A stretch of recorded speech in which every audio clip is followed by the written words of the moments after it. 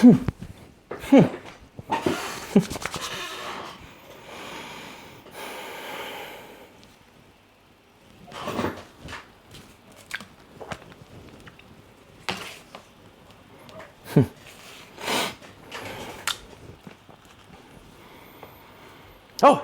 right. What? Oh, he exit my book.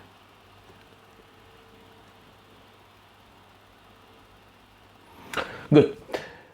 Welcome back, fellow listener. We are here again. It's Friday, almost weekend, and it is time to read another 3, 4, I don't really know, chapters of Saga of Old City. And I forgot my water, so I make you wait a little longer because I forgot my water, my damn water. I return in a second.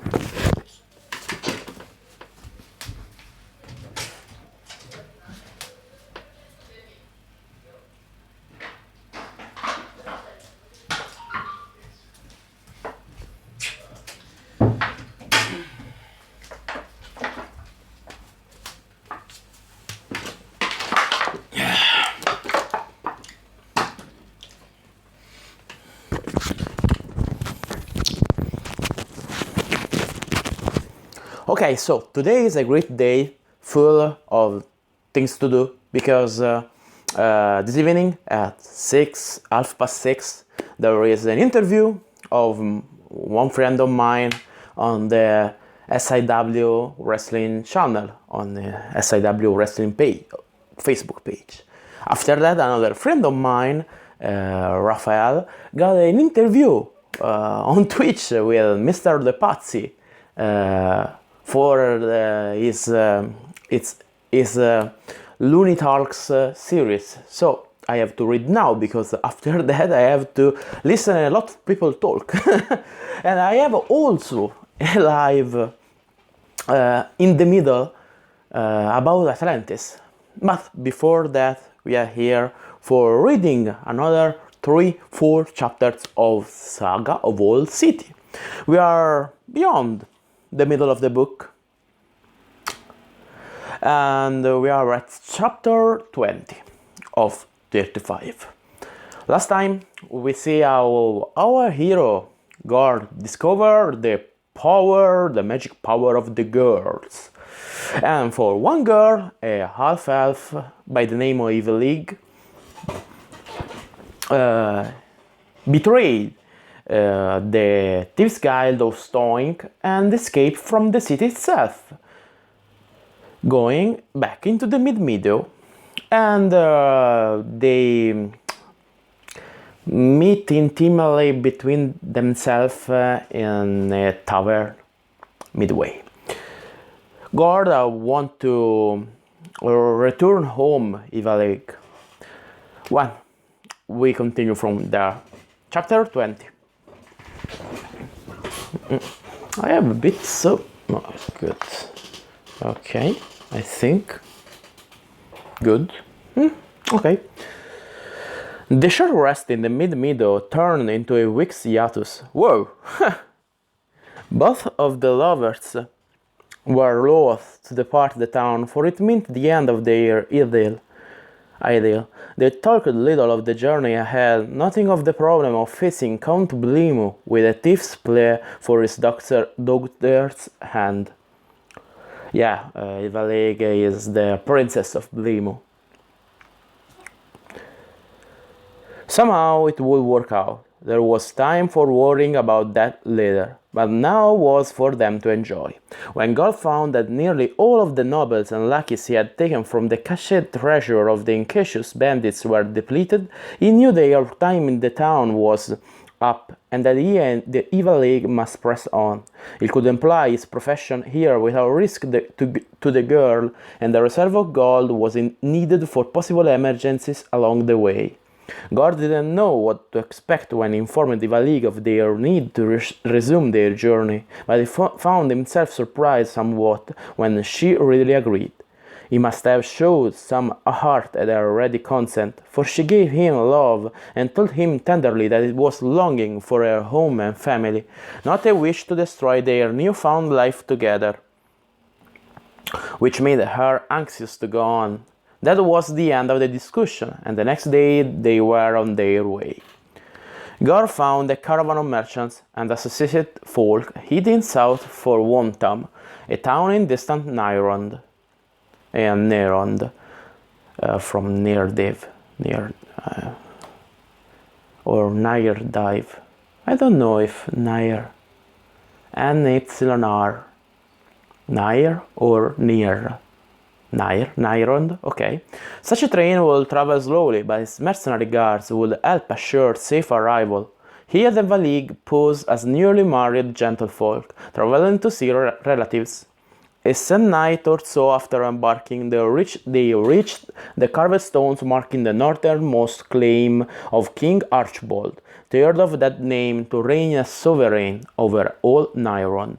Claims aside, the place was borderland at best, and both Gord and Divaleg were glad for the security of mail-clad horsemen and foot soldiers, as well as that provided by the strange man in the odd cap, who was certainly a priest of some sort, or a magic user. Despite the seeming protection afforded by the fellow's presence, Gord avoided him and made sure never to look at his eyes.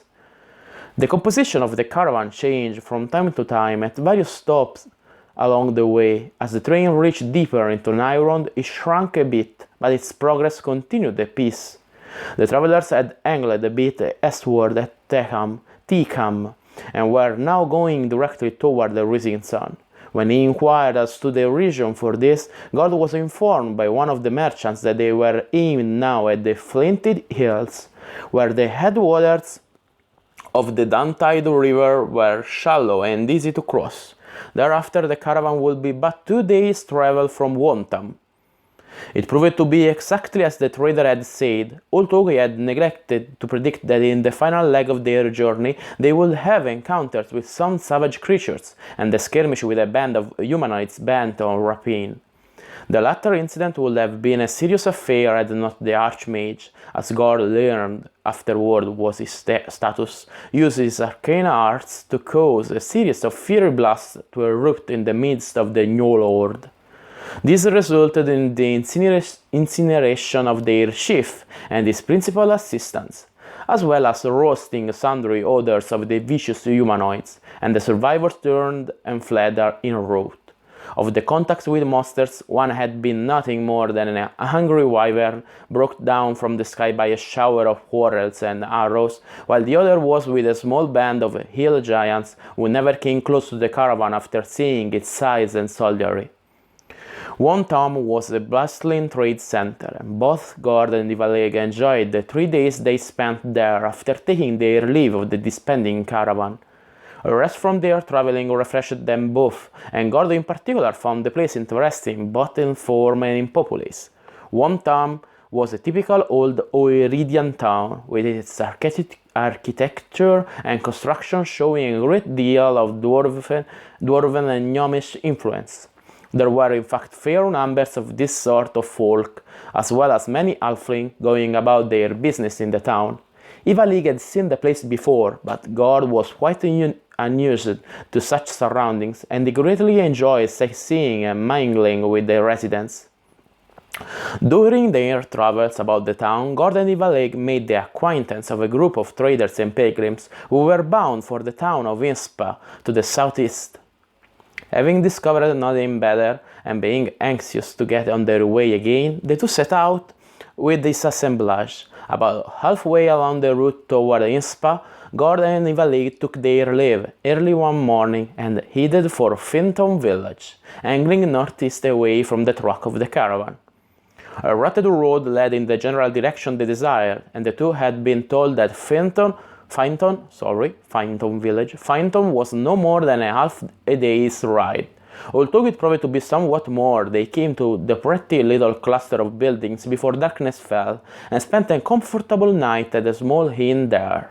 The patrols of Nyrondel cavalry were more frequent here, along the eastern border of the realm, than along along the western frontier, and such places as Fainton were quite secure and peaceful.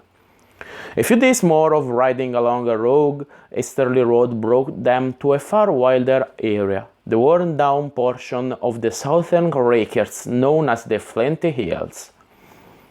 There was no possibility of avoiding the foothills without going far out of their way and through even worse terrain than the Flinty Hills.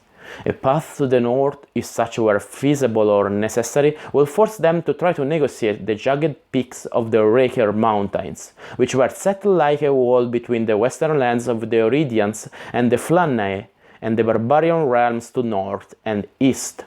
Also, our series of books, Saga the Barbarian, is the first one is set on the Rhaeckers, so pretty near. A southerly route will require them to pass either through or all the way around the huge Aedri forest.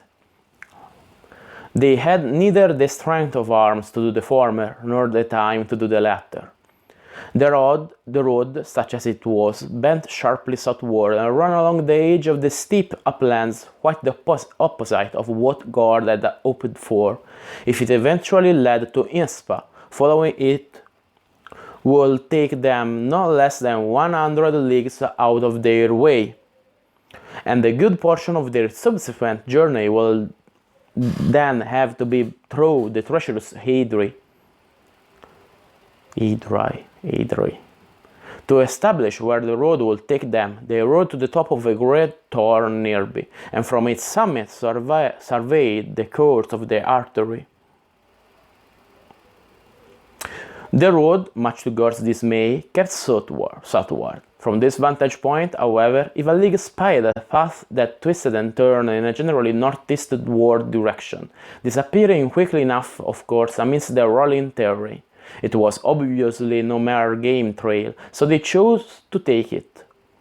The going was slow, even following the trail, for the raw ground and steep ascents and descents made any pace above a walk very dangerous for their horses.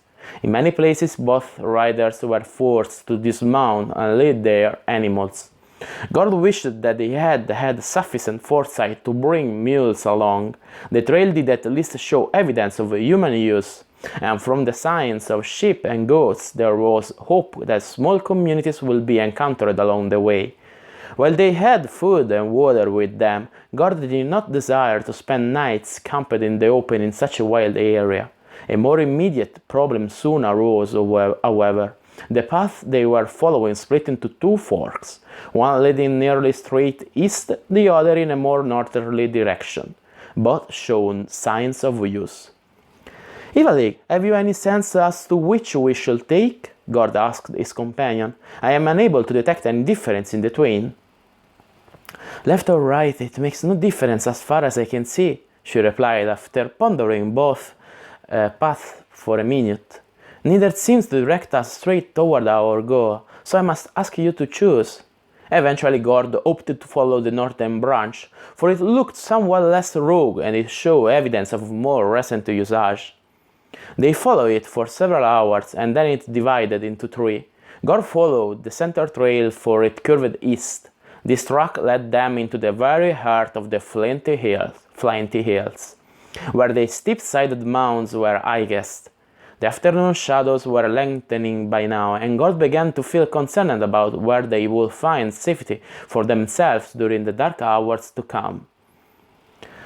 All too soon twilight was upon them, and still no sign of habitation was to be seen. A ravine had offered the most promise, so the pair rode in that direction, following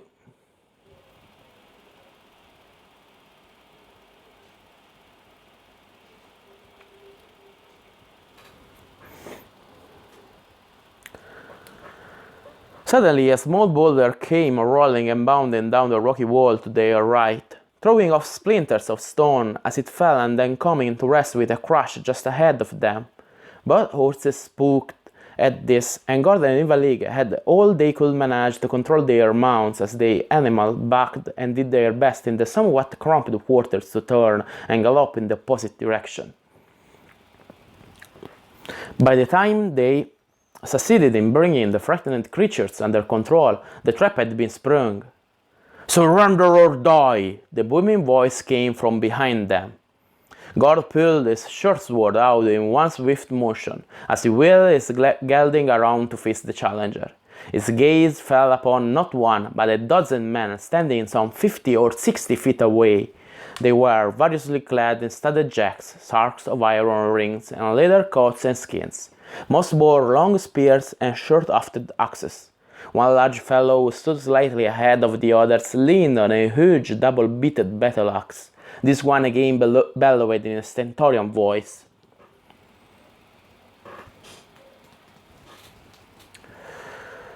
"Cast down that toothpick, fool! Look to your flanks and rear!" Without dropping his blade, Gord quickly glanced left and right.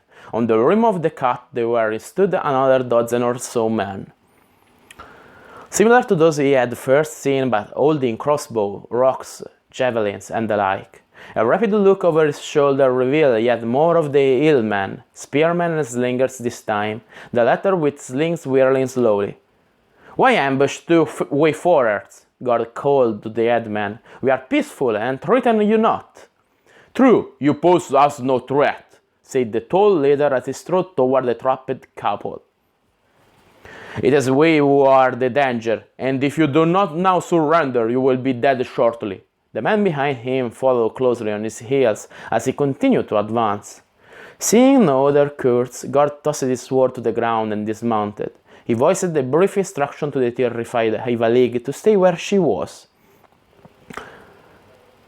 Nearly frozen with fear, she managed to nod her head in compliance. Then, rather than waiting for the hillman to come to him, the young thief walked boldly toward his would-be captor, allowing a bit of swagger to be apparent. As the two closed the distance between them, Gord was surprised to discern that the hillman was fully head and shoulders taller than he was.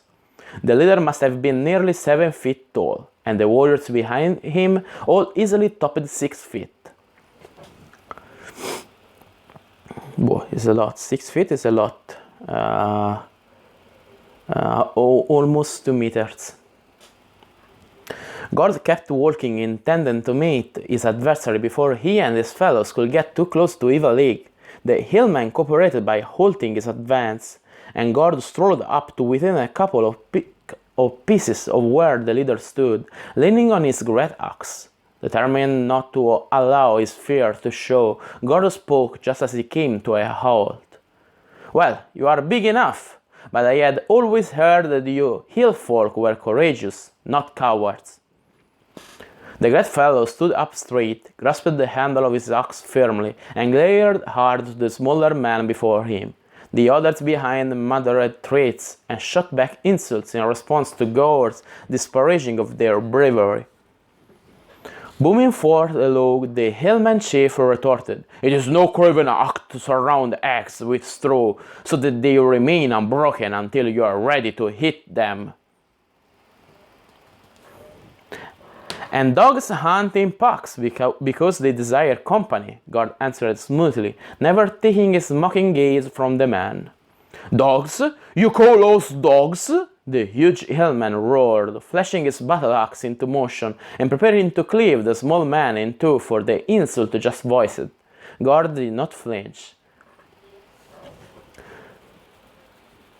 "You are truly a lion to thus bravery slay so fierce an adversary, even unarmed as I am," this Gord said as loudly and sarcastically as he could, expecting the great curved weapon to slash downward on any moment. The others behind the leader whooped and guffawed at this remark, for Gord indeed appeared to be more like a sheep than a deadly foeman. One of their number called out mockingly, "Don't dirty your axe, Randall! I'll slay the magpie with a blow from my palm." "Have your woman nearby to assist you in your recovery, in case I am taller than the little children you usually bully?" Gord answered in a scathing tone. "Better let the toughest amongst you handle the likes of me." Randall had stood poised with axe held aloft during this brief exchange. He suddenly realized how stupid this posture was and brought the weapon down to rest again. He made a successful effort to control his ire and now looked at the slight man he was facing with slight respect rather than the disdain he had shown originally. "Your mouth is as big as any dragon's, and your tongue faster than a scorpion's sting," began the leader. "I say you are a braggart and a liar, little man. I gave you leave to pick up your sword, and then we will fight. When I've cut you into pieces small enough to satisfy me, I'll satisfy my other needs upon your woman there, and then honor will be restored." The hillmen had been gathering closer to their chief spoke, and his last statement brought a cheer from them. Here was sport they could all enjoy. "And if I should triumph? God retorted. This question nearly collapsed the hillmen with laughter, but one bellow from Randall and they fell into silence, broken by a smattering of stifled how-hows and soft-voiced jests. Randall sneered at God and said, "Then one of my brothers here will fight you and avenge my death." "How many cats it takes to kill a mouse?" God interrupted, shaking his head in mock wonderment. "But then I suppose one mouse such as I will be worth 10 cats such as you." 10 cats, cats, not cats, cats. This brought a new round of scolds and grumbles from the hillmen. Shouts of "Kill him now and let's get to the fun part," and "Don't waste time," were intermixed with vulgar comments and general jeering. The hulking leader again shouted his men to silence and kept up the dialogue with God. "I am the cat, then, and if the mouse escape my claw," here Randall lifted the ox for emphasis, "then he and his mouse men shall pass freely amongst the other tombs as they will." At that the hillmen shouted their dissent, but the chief glared them down. "I, Randall, have spoken, and my word is law. Will any of you dispute that? If so, I shall settle that matter before this little one is a hacked and a bloody corpse." None took up the proffered contest. God smiled grimly to himself as he turned and walked back to where his small blade lay.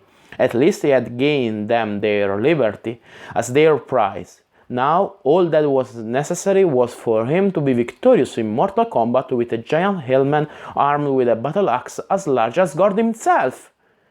Mortal Kombat! Sorry. No problem.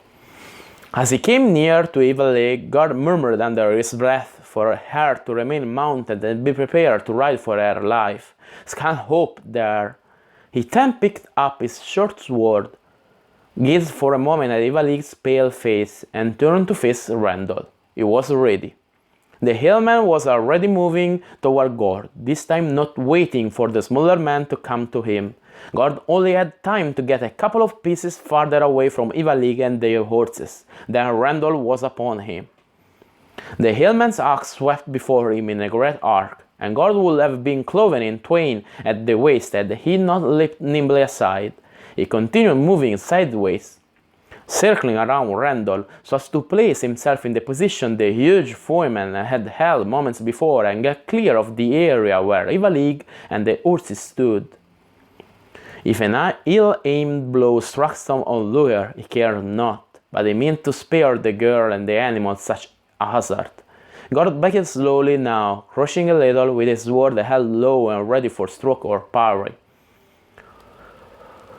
Randall spun around quickly for a man of his size, using the momentum of his missed blow to assist the motion. Still whirling the twin-bladed weapon, the chief eyed God's position and tactic.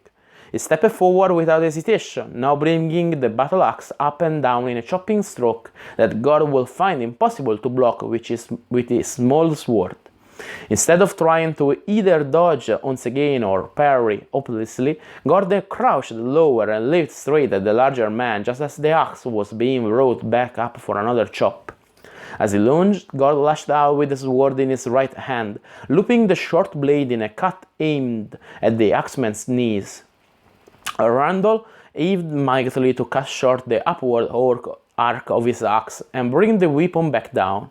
At the same time, he tried to move his legs backward, out of harm's way. As the result of this combination of movements, the hillman overbalanced and fell forward.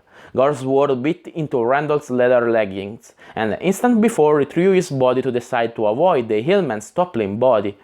The blade drew blood, but the attack did little damage other than to score first wound. In a match where only death meant victory, this made no difference. Gord gave no thought to self-congratulation, but instead somersaulted himself away so as to be well clear of any possible counterattack. He turned and bounced to his feet in time to see Randall springing upright, battle-axe still clutched in both hairy hands and murder in his eyes. "I am no joint of beef to be cleaved, oaf," called Gord in his... wrong voice. "I am no joint of beef to be cleaved, oaf," called Gord on his most mocking tone. "Where are your boss now, windbag?" Here was a small advantage Gord thought might be built upon. An opponent blind with fury was an easy foe to vanquish, and Gord needed any advantage he could master. "I'll show you boasting with my steel," the hillman replied between clenched teeth, and then he moved forward with a blowering windmill of axework, the double-headed weapon whining from the force of its passage back and forth through the air. Gord had to skip and dance to keep clear of the whirling death blade advancing upon him. Randall was still calm enough to demonstrate real skill at arms, and Gord knew he must push the man with more than words. The young thief put his Renee-learned acrobatics into play, doing a quick backflip. As his feet rose over his head and his knees approached his chin, Gord drew his small knife from his boot. As he landed, he reversed his grip so that his left hand palmed the weapon with handle downmost. The grim axe wielder, not noticing that his foe now held a second weapon, saw no threat in Gord's demonstration of gymnastic ability. In fact, he read it as a desperate maneuver to avoid the press he was employing to sunder his opponent's defense and then the opponent. The figure 8 of the battle-axe's pattern flattened so as to become more offensive and less protective to he who wove it. At that moment Gord let fly the knife, aiming not at the hillman's vital portions, most of which were shielded by blade or mail anyway, but at an exposed portion of the forearm, left free of armor by extensions in the attack. "You fool little bastard!" Randall roared in anger and surprise as the keen blade sank into his arm. "Bastard yourself, you bloated windbag!" Gord spat out in reply. "That great axe you use is twice the size of this blade, yet you offered no equalizer, so I merely provided my own." The huge hillman made no reply to this, other than to jerk the knife from his arm and hurl it back at Gord. This hasty tactic gave Gord yet another opportunity. In his desire to use Gord's own weapon to arm his hurler, Randall had taken his right hand from the haft of his battle-axe. Although the injured left member still held the weapon firm, he now lacked the strength to use it offensively. As the hillman threw the knife at his adversary, his wounded arm allowed the head of the axe to drop. Gord darted forward, drawing his dagger from his belt and simultaneously bringing his sword up to knock away the oncoming knife. Then he brought the sword back across his body in a backhand slash aimed at Randall's face. As the hillman instinctively brought his axe up one-handed to ward off the slash, Gord struck out with the dagger he now held in his left hand. The edge of the smaller weapon easily cut through the thick leather bracers shielding Randall's left wrist. Again Gord drew blood, and this wound was serious enough to cause the hillman to drop the axe in the bargain. Randall had to back away in a great haste, his bleeding arm clutched close to his body to avoid a flurry of thrusts and cuts from Gord. Now the hillman had only his own dagger for a weapon. He drew the blade with his good arm and used it in a vain attempt to defend himself against Gord's whirling weapons, while he tried to circle around to where he could regain his fallen axe. He tried, Gord gave him that. This big fighter was brave enough and determined to win. No matter how he moved, however, Gord's sword was there, keeping him away from the axe. The combat became a terrible game, and soon the hillman was dripping blood from a half-dozen new wounds delivered by Gord's sword and dagger. Gord's black garments had several gashes, but his body had only been scratched or nicked 2 or 3 times. The spectators to this grim match had grown ominously quiet now. Gord knew that soon one or more of them would forget about ceremony and come to Randall's aid. Then all hell would break loose, and the hillman would certainly hack him to bits. Time was just about up. A sudden stab by Randall gave Gord the opportunity soaked. He purposely overreacted, leaping backward, seeming to stumble a little, and moving away from the battle axe at last. Randall quickly stepped forward and bent over, fingers clawing for his fallen weapon, as he took his eyes off his opponent for a split second. When they looked up again, they saw only death. Gord's sword and dagger struck home, the first hitting his neck, and the other piercing the steel mesh protecting his body. The hillman's huge frame toppled over, coming to rest upon the axe he had so desperately soaked, and the combat was over. "Mauser's beaten cat," Gord said, looking from face to face around him, choosing words that he hoped would drive home his point without inciting the other hillman to attack. "The cat is dead, and the mouse goes freely with its mouse mane, as this doughty man promised. No one moved to stop him as Gord cleaned, he sheathed his blades, sword, dagger, and knife. He did not seek to despoil the fallen man, but simply turned his back on Randall's corpse and walked slowly to where Eva-Lig waited atop her palfrey, holding his own steed's reins. Her expression showed nothing. She was clever, Gord thought, keeping his own face a mask also. It was still touch and go as to whether or not this man would actually honor the promise of their slain leader. One false move or wrong word could set them off. Gord swung up in the saddle and kneed his mount into a slow walk, heading in the direction he and Eva-Lig had been going before the hillmen had surrounded them. There was no attempt to stop him, but he could hear mutterings beginning to grow in volume behind them. Gord slowed his mount and turned his body, allowing his companion to move ahead of him, and called back. "If I come this way again," he said, "I'll bring 100 mark or so dogs with me to guarantee safe passage." "You will need more than that to escape us again," a voice called back.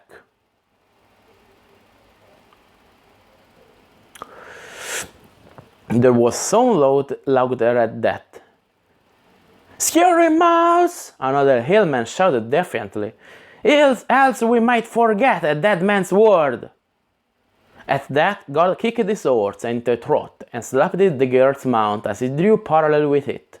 Together they cantered around the boulder ahead of them, out of the narrow passage and onto a better path beyond, as the last rays of the sun painted the sky with a sanguine hue.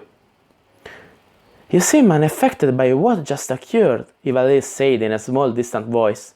"What is there to be troubled about, my dear one?" Gord replied casually. "After all, I defeated that fool, took his comrades' jibes and insults, and we rode free. That is fitting, the way of things in such places as this." "I see," the girl said softly, and then spoke no more. Gord insisted that they keep going well into the night, for he suspected some of the hillmen would attempt to find them during darkness and gain revenge. He walked ahead, leading both mounts, as Eva-Lig dozed in her high-backed saddle.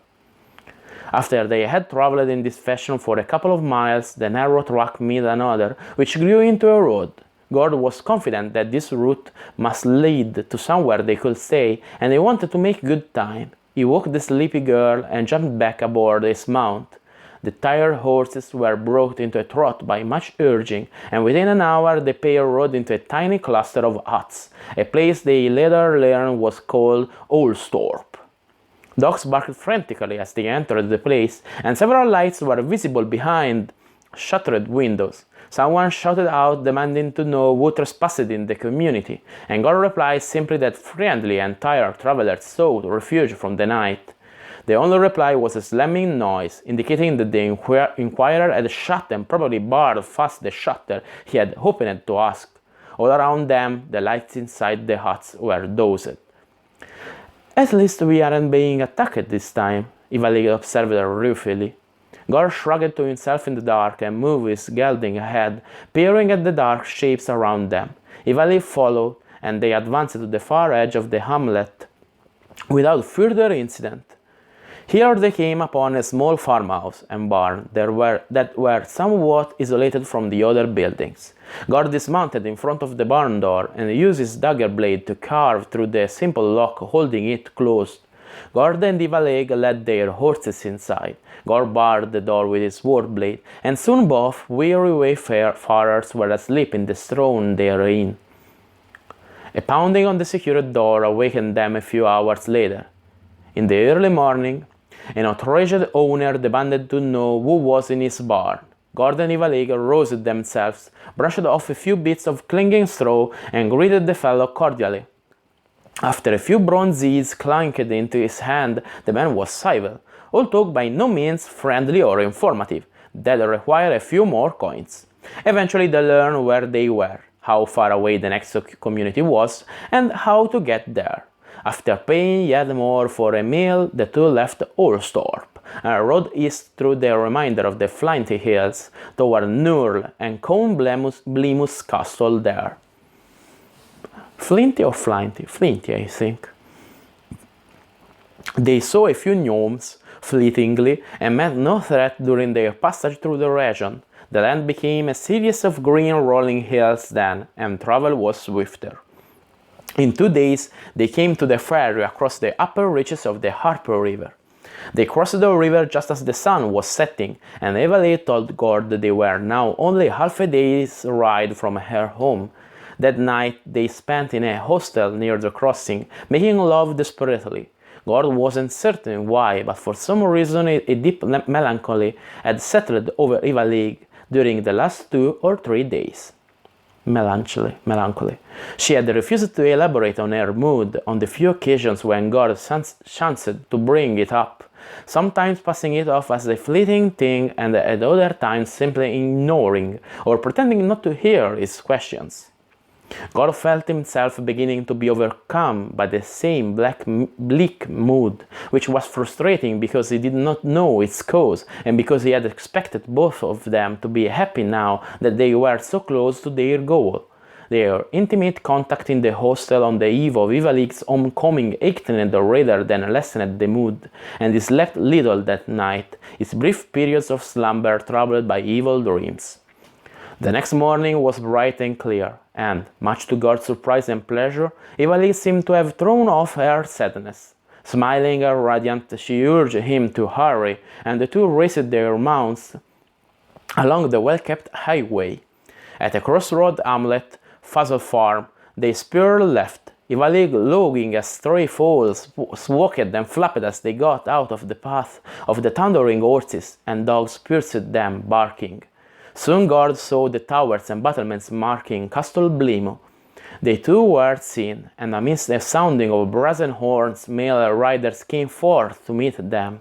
Ivalik shouted her name joyously, and the challenging patrol quickly became a guard of honor for the long-lost Lady Ivalik's triumphant return.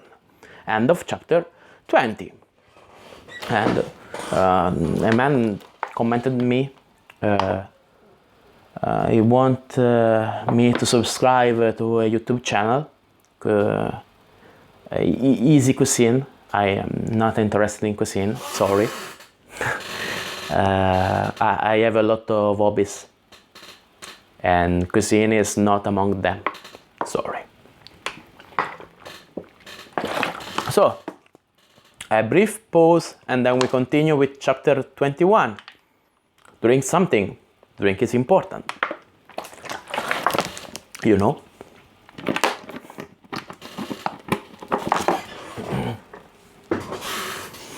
Ba-da-bum.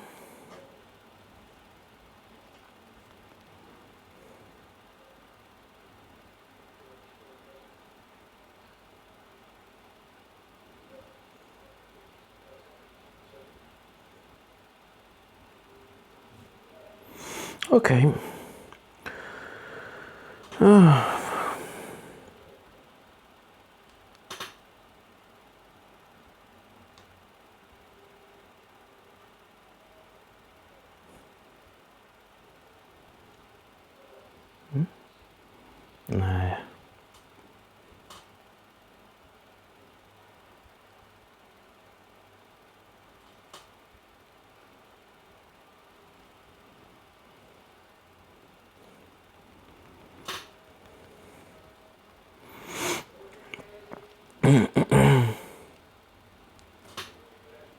I have a 64 WhatsApp notification. Why? I don't know why.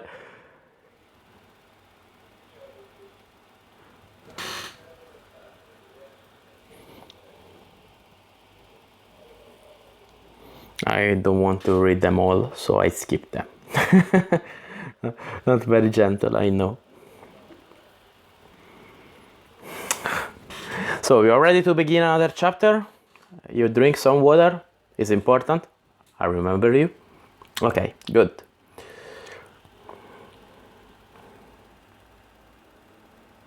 What the? Ah, you're good. Okay, good. Let's begin chapter 21.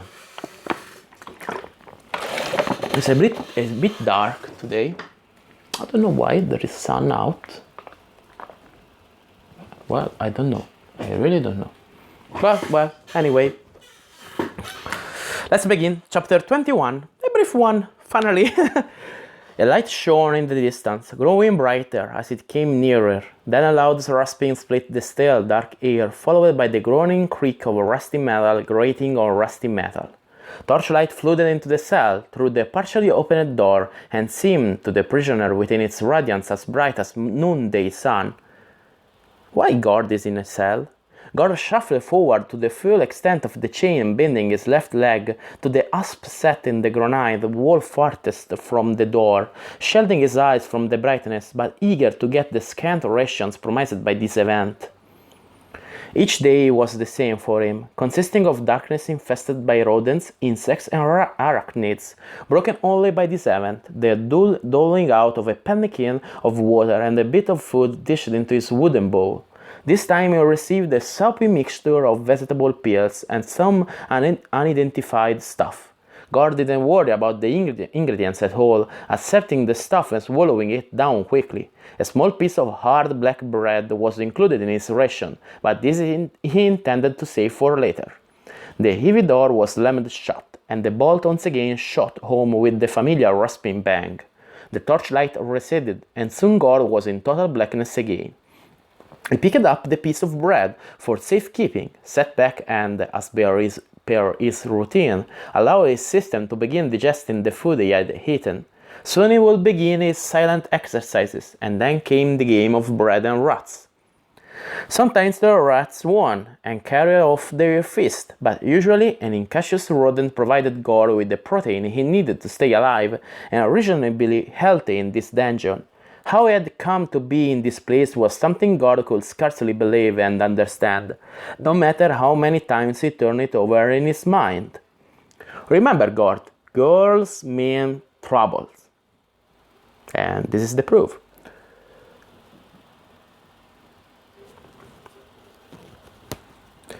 When they had arrived in the outer bailey of Bleemu Castle, Ivalig had been whisked off by the seneschal, with a covey of twittering ladies in waiting and maids fluttering after the seneschal. Gord was taken to a small waiting room of some sort, while grooms led their sweating horses to the stable yard for keen restalling. A servant brought him a flagon of wine and some tidbits for his refreshment during his wait, and Gord settled back and thought about the speech he would give before Count Bleemo when the time came for his audience. After a dozen such mental rehearsals, however, Gord began to wonder what was going on. It could have taken an hour for Ivalig to ready herself to greet her father,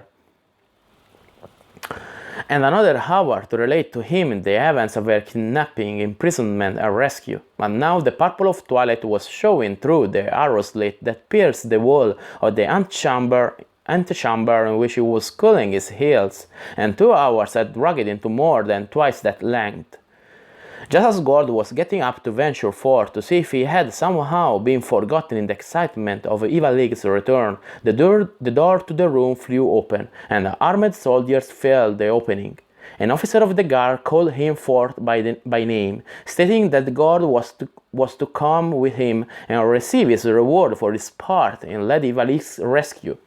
Gord was somewhat surprised at the stern and official manner of these men-at-arms, but then he knew nothing of nobility and their ways, save what little he had learned through Ivalig. so he shrugged to himself and complied without question. The officer and his 6 soldiers took him to yet another room, somewhere in the interior of the great castle, and there he was ordered to divest himself of weapons. When guard hesitated, sword points pressed against him from behind, and the officer looked at the consternation guard evidenced. "That you are a base-born thief and masterless villain, our lord knows well. We were warned that you are dangerous with sword and dagger, fellow, so this ploy was simply to disarm you without harm to any of his noble grace's loyal guardsmen." Gord couldn't believe his ears. He tried to convince himself that this was not actually happening to him, but was merely another of the fretful dreams that had plagued him of late. "You are going to be in trouble, my good man, when this stupid error is set right," he said. "I think you should speak with Lady Valig immediately, and save yourself and your fellow further embarrassment. Her ladyship Nav was with Count Blimo when he gave the order for your arrest." The officer sneered. This statement left Gord dumbfounded, and he allowed himself to be stripped of his weapons, searched, and taken down to the castle's depths without resistance or further word. There the soldiers turned him over to the warden of the dungeon, and the gaoler thrust him into the small cell he occupied now, manacling him to the back wall as further precaution before locking the iron-bound cell door. At first Gord had expected Ivalig to appear and free him from this imprisonment. Surely, he told himself, this was a terrible mistake. But the days plodded past, one after another, slowly and heavily, without such intercession. Ivalig did in fact send a message to him after a few days, reassurance that she would soon do something to help him, passed on to Gord in a whisper by one of the servants who brought him a pitiful daily ration of food. There were a few more such meager reassurances during the following days, and Gord benefited from extra scraps of food sent by the girl to comfort and nourish her confined rescuer and former lover, but nothing else was forthcoming. After a month or so, even these deliveries stopped, and Gord stopped keeping careful track of days. In the early stages of his imprisonment, he had allow himself to languish in depression, not even thinking about trying to escape, though he possessed the means to do so. He simply sat, wasting away mentally and physically in the damp and darkness of the dungeon cell, waiting gloomily for Ivalig to make good on her promises to help him. Then, when he realized that the messages from Ivalig had stopped, Gord's mood changed abruptly. He resolved to find a way to revenge himself on both Count Blemo and his daughter for this cruel ingratitude. The guards had searched him thoroughly, but had not thought to make him change his clothes, and it was virtually impossible for a guard to find all of the small tools a thief could conceal about his person. Gord reached inside his boot, pulled for a length of wire, and quickly had the lock of the leg iron open. Being free of the shackle gave Gord the freedom he needed to commence a regimen of exercise. This he did, always replacing it around his ankle afterward, so that no one would suspect what he was up to. It was impossible for him, however, to open the cell door immediately, for the portal was secured on the outside by a heavier iron bar that dropped down in its locked position and prevented any prisoner from working it back. To move it, the flat bar had to be first lifted from outside and then drawn back, or so the theory went. When not building his muscles and practicing his acrobatics and similar skills, Gord worked patiently at the wooden door, slowly scratching out an elongated rectangle with the wire he used to pick the manacle's simple lock. Eventually, he worked the piece of wood out in a long, thick splinter, giving him access to the second layer of wood beneath. He kept working at flicking away the wood behind the piece he had loosened, using dirt and spit to glue the splinter back in place each day before his food came. It would take a long time, but eventually he would have a hole through the door, a passage large enough to enable manipulation of the bolt. The cell door was 3 inches thick. By his own substance, the chunk he had worked free would provide him the tool he needed to lift the bar, and the stiff wire will then push back the metal bolt. Gord would eventually be free of the cell, of this he was sure. Had Eva-Lig pleaded with her father to spare Gord? Recalling how they felt about each other, Gord could not help but think that she had. It was certainly Count Blemus's knowledge of their intimacy that had caused him to react as he did.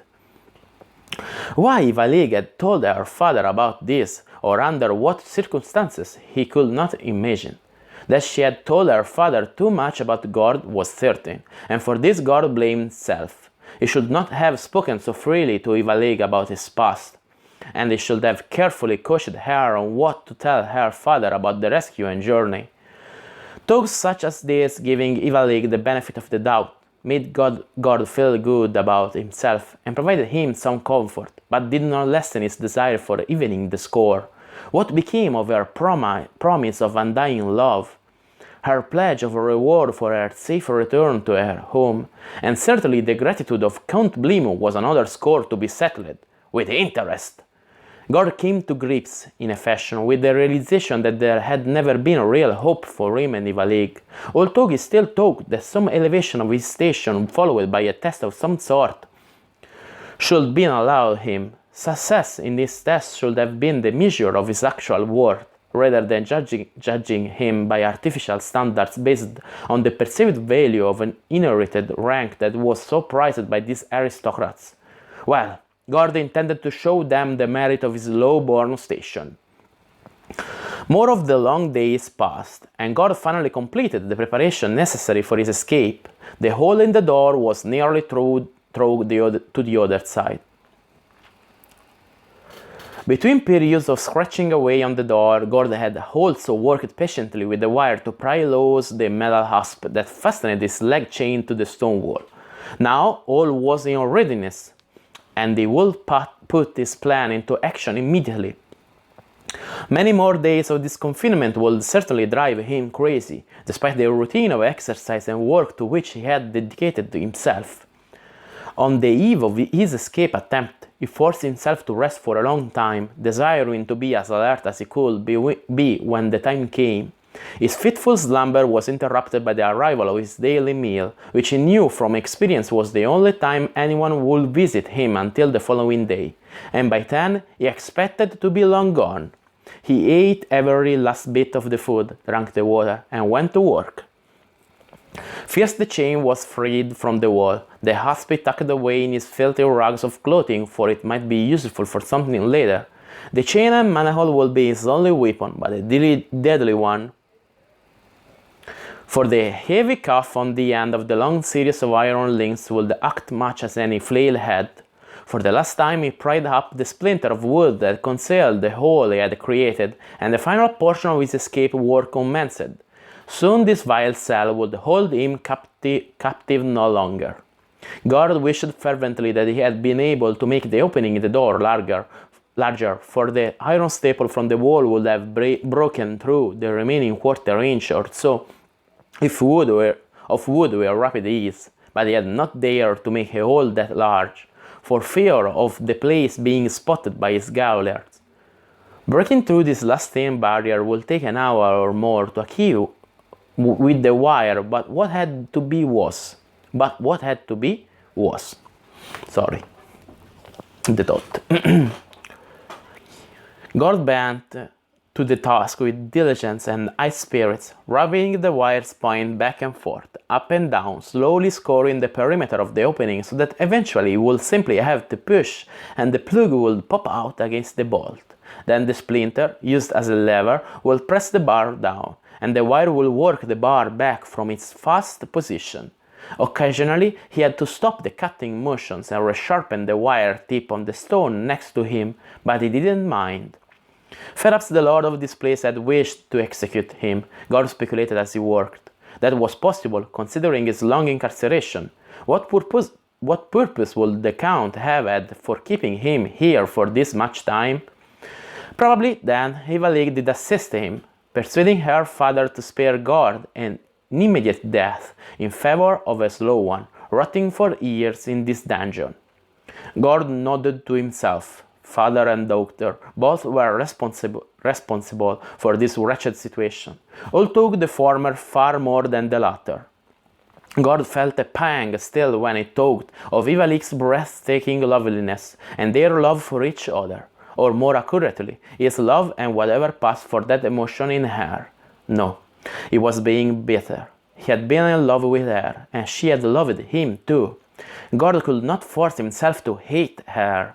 He reserved that emotion for his noble Grace Dunstan, Count of Blimo, Lord of Nurle.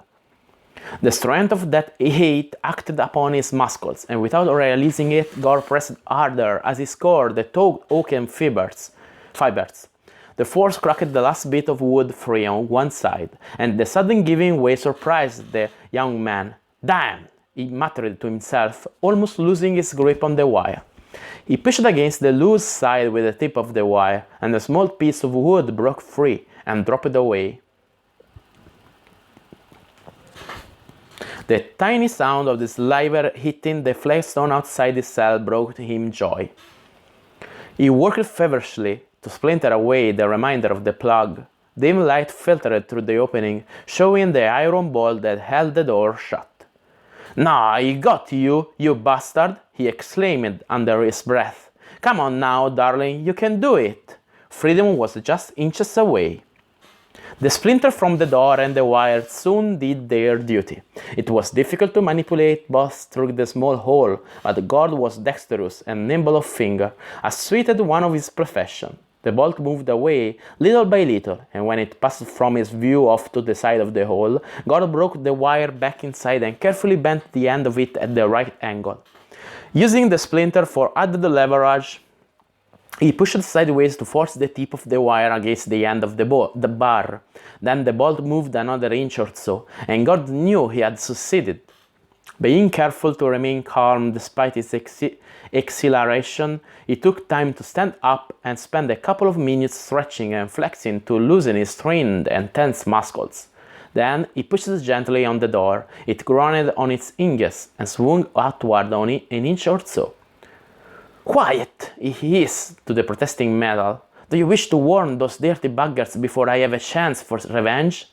But he knew the noise of the hinges could not be helped.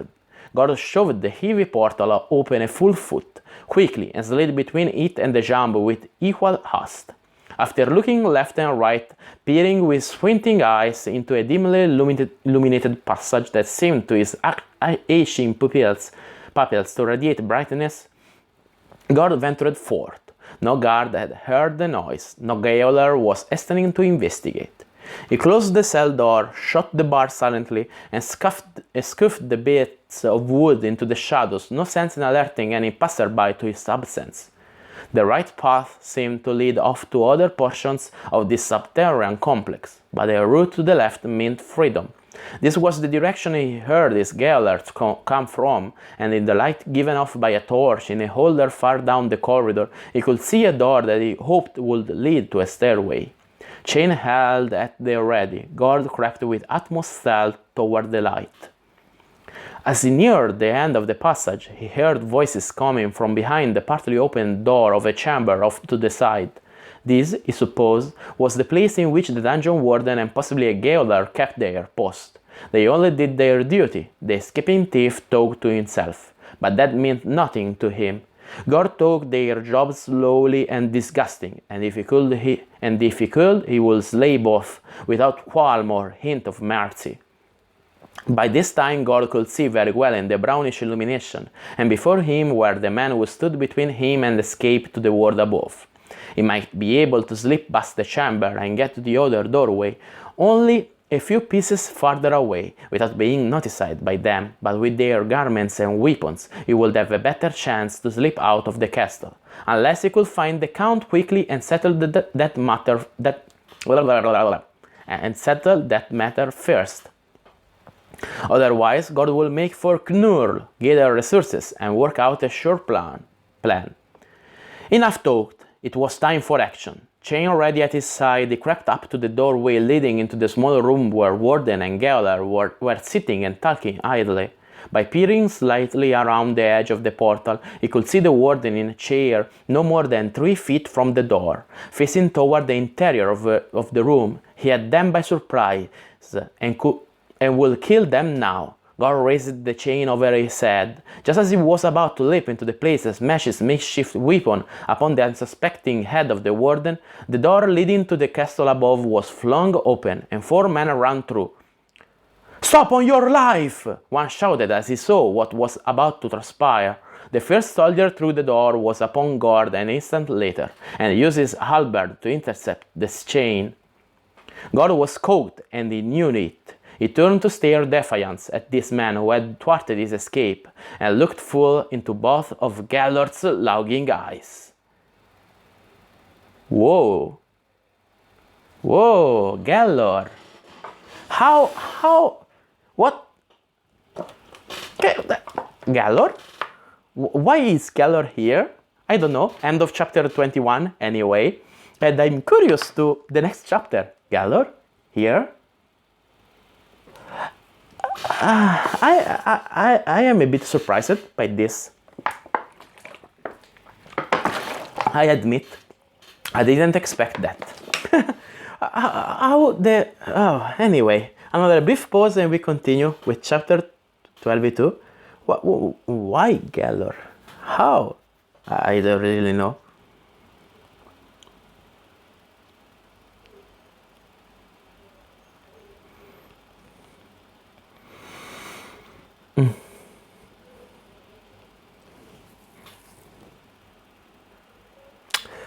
I really don't know. Anyway.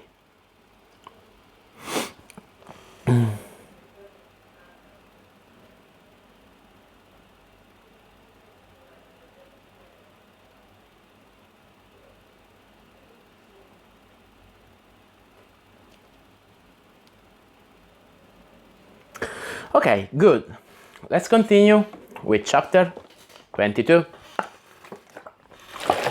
I think I read 4 chapters today. It is 5:30. I have enough time. I think there is only 10 pages now. At the end of this, I decide. So let's begin.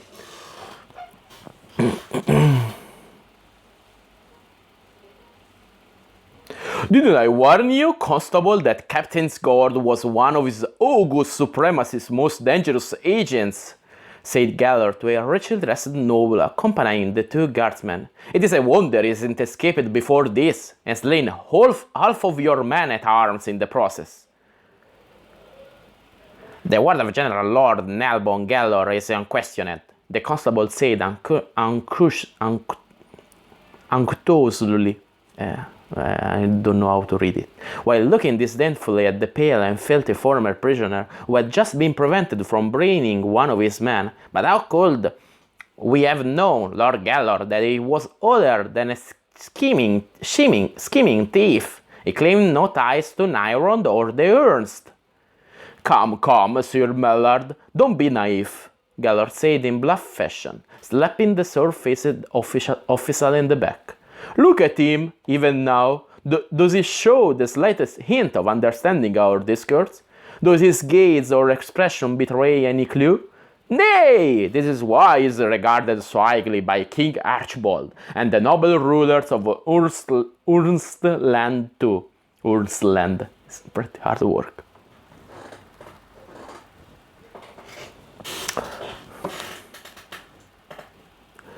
God was indeed looking blank, for he understood only that his old associate Gellor, a thief of Stoink and mysteriously grown an eye, was being treated differentially by Count Blemus' henchmen, and was here in this forsaken dungeon, evidently freeing him.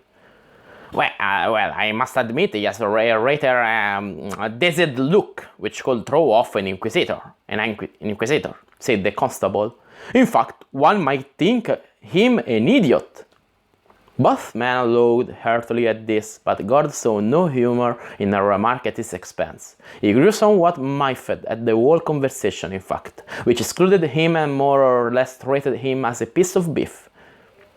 Just what is going on here, Gellor? God demanded. The formerly one-eyed thief gave God a tiny brief wink with an eye that should not have been there. I replied, "Oh, sorry, Captain. Didn't mean to ignore you, but Constable Constable Mallard here took a good bit of convincing when I finally caught up with you. He actually didn't believe that you were one of our best spies, and that his august supremacy will be quite wroth with the good constable's master, Count Bleemu, if Archibald learned that you were locked up in his dungeons. Imagine!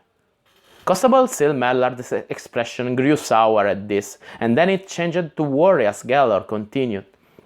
After all, think of his supremacy's embarrassment if word ever got out that one of his own vassals, and the recently enfeoffed one at that, starved to death in his dungeon, a trusted member of Archibald's personal staff. Then there's the slight matter of ingratitude and the noblesse oblige.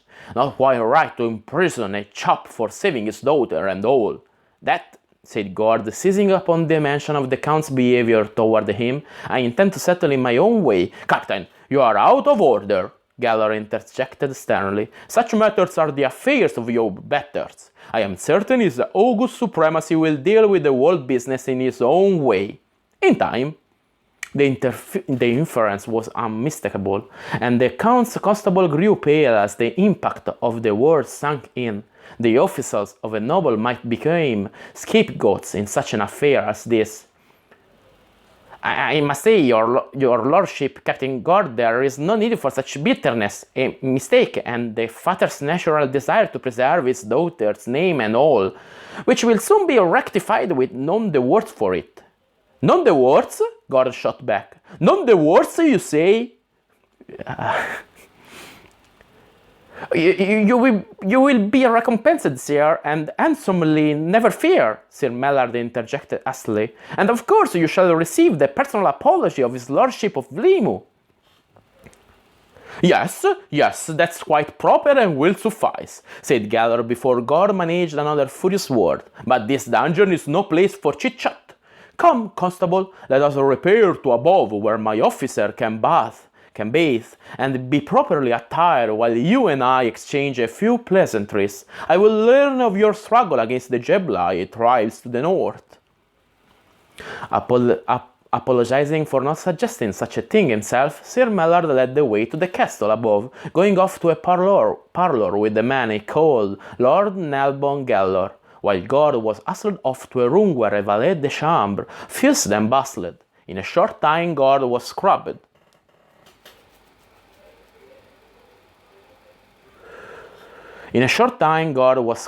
Oiled, barbered, and arrayed in silk and velvet of ebon hue. When he came back from the dressing room to the main chamber of these quarters, he found that his confiscated weapons had been returned clean and polished, complete with new belt and scabbards. He checked the dagger, found it intact, and noted that it had been lightly oiled to prevent any spot of corrosion on its keen blade. Beside his weapons lay his purse, and examination proved that its contents, 8 bright gold ores and a scattering of lesser coins, had not been tampered with. Gord smiled wryly at the whole of this, from one extreme of treatment to the other, and all in a matter of minutes.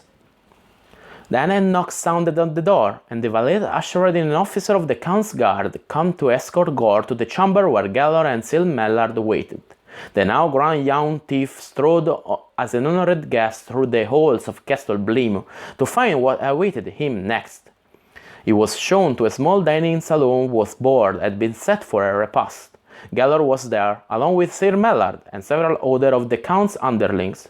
After Gord was seated, the constable explained to him that his lordship of Bleemu was indisposed and sent his regrets, but that he, Sir Mallard, will serve as a host for this banquet in honor of Captain Gord's good fortune. Gord let that questionable remark pass, for the smell and sight of the feast laid out before him on the table were overwhelming his sense.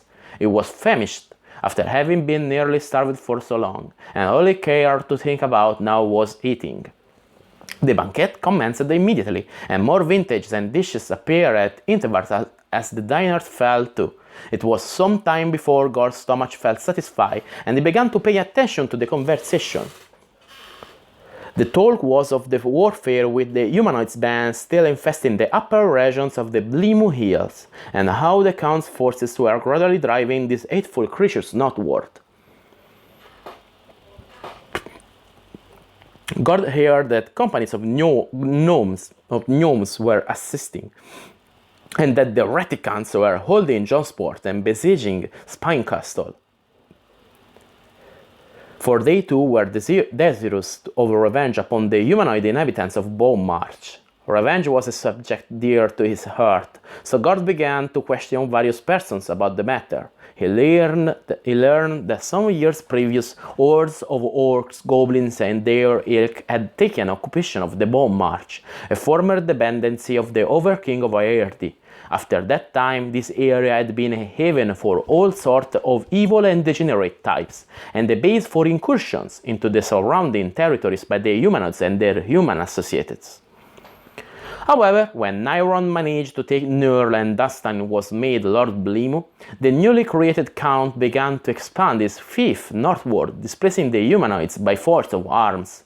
This effort was assisted by gnomes, for these demi-humans hated the invaders and were loosely allied with his august supremacy, Archibald III, King of Nairon and liege of Lord Blimu. The Great Kingdom, as Aerdi styled itself, was in turmoil, as usual, so the Overking was unwilling or unable to make any response to this assault on territory that was technically his to protect. The area beyond the Tizar torrent had always been much trouble for the Overking anyway, as had been the Bone March. Distant and well-armed marcher lords were always rebellious and bothersome at best, and the Overking undoubtedly reasoned that such troubles were better vested with Rel Mord, the capital of King Archibald's domain, than with his throne in Roxas. In addition, the Overking perceived the Herzog of Aerdi's semi-independent North Province as a worse threat than an Arundel county west of the Tizar Torrent's swift waters. Let the Herzog deal with the matter if he could, reasoned the Overking, thus keeping the Herzog and the King of Nairon busy with each other. The affair had come out somewhat differently, however. Smarting over a humiliating defeat by the forces of the Bone March, the Herzog ignored Blimu and marched the newly gathered host of soldiers back into the humanoid-controlled territory to avenge himself. But the Herzog's host was again defeated, and the broken remnants retreated in disarray all the way to Eastfair, the capital of North Province. However, the series of skirmishes and battles that led to this second humiliation also took their toll upon the hordes of humanoids and their human allies. Left in a battered and seriously weakened condition, they were ripe for attack by a heretic. The Lord Baron of that Palatinate did just that, desiring to extend his territory southward. One of his armies sallied through the pass leading from Retic Hill to Spinecastle, laying siege to the latter town, while another force came secretly through Loftwood Forest and fell upon Jonsport, taking it almost immediately. The current situation was that both Retic and Blimu were attempting to gobble up as much land as possible before the chiefs of the humanoids and the petty human lords of Bone March were able to regroup, reinforce themselves, and act in concert to prevent further erosion of their holdings. Many of the Bone March's raiding bands and tribes were still in the North Province, fighting and pillaging. There was some question as to whether these raiders would eventually return to their homeland, or whether the Herzog's reassembling army would manage to pick these bands off one by one.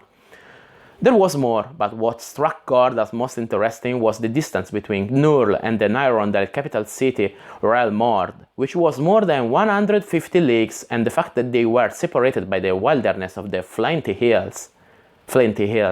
I don't really know if it's Flinty or Flint, anyway. Could Dunstan be flirting with ideas of independence for Blimu? Allying with the northern realm of Retic and plying off Rel Mord against Roxas might enable a clever noble to gain sovereignty. If indeed such thoughts were uppermost in the Count's mind, then he would be dreadfully concerned about the ramifications of Gord's imprisonment, Gellor's discovery of the action, and intelligence reaching King Archibald. All supposing that the once one-eyed man actually was the king's general, and that Gord was one of his august supremacy's most valuable agents. Gord knew, of course, that the latter was totally fallacious, but Lord Blimu told it the truth. if he indeed plotted to renounce his vow of fealty and size independence, then he will most likely overreact to this minor situation, which will be to Gord's advantage. Interesting indeed. Eventually the conversation waned to desultory remarks, as full belly and fine wine took blood from brain to stomach. It had grown late besides, and the evening was finally ended by the constable wishing all a good night's rest and cheerful morrow. As Gord and Gellor made ready to leave, Sir Mellard came to them and assured the two that all would be in readiness for them at dawn, just as the Lord General had directed. "It is most regrettable that the officers of His August Supremacy will be unable to remain a few days at the castle," Sir Mellard said without conviction.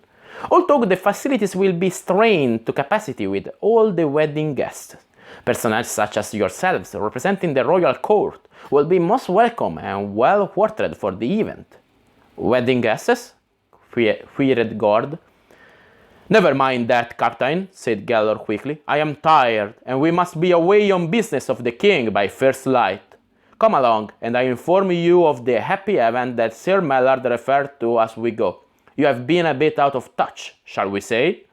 Gord was unwilling to let the matter drop, for he did not quite trust Gellor to give him the whole truth, and wished to get to the bottom of it by questioning the obsequious constable then and there. However, he recognized a firmness in Gellor's urging, despite his friendly tone, and in the way his general turned abruptly and headed for the door, expecting Gord to follow.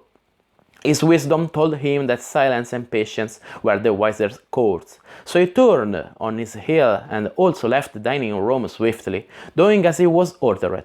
Gellor refused to say anything at all on the matter, however, when they arrived at the small suite assigned to them. Using the thieves' cant and hand signs, Gellor cautioned Gord to mind his tongue, for walls hid many things, including listeners. Once they were well away from the castle, said Gellor in the secret tongue, he would tell Gord everything he wished to know, but for tonight they must remain stolid officers of the King of Nairon, here now merely to refresh themselves with a night's sleep, before going on next day to carry out the secret affairs of His August Supremacy. Grudgingly, Gord agreed, and soon both men were tucked in their beds, located in adjoining chambers behind unlocked doors. Gord, unused to anything softer than a bit of mildewed straw scattered on a stone floor, thought the softness of the bed would prevent slumber. He was quite mistaken, for sleep overtook him in a moment, and he barely stirred for the rest of the night. A restraining tapping on the door of his room brought Gord awake. This was followed by a rustling sound as someone moved into the chamber. Gord opened his eyes, his muscle tense, his hand going instinctively to the dagger at his bedside, even as he turned to see who had intruded upon him. It was merely the fussy valet who had attended to him yesterday, now engrossed in his morning ministrations. It was still dark outside, and the servant carried a candle with him. He had deposited a stack of garments on a nearby stand, and was now in the process of setting flame to a half-dozen tapers so as to illuminate the room. When the task was finished, he turned and saw Gord watching him. "Good morning, sir," said the servant. "It is nearly first light, and I have come to assist you in dressing and preparing for your departure. Sorry, I am a bit thirsty."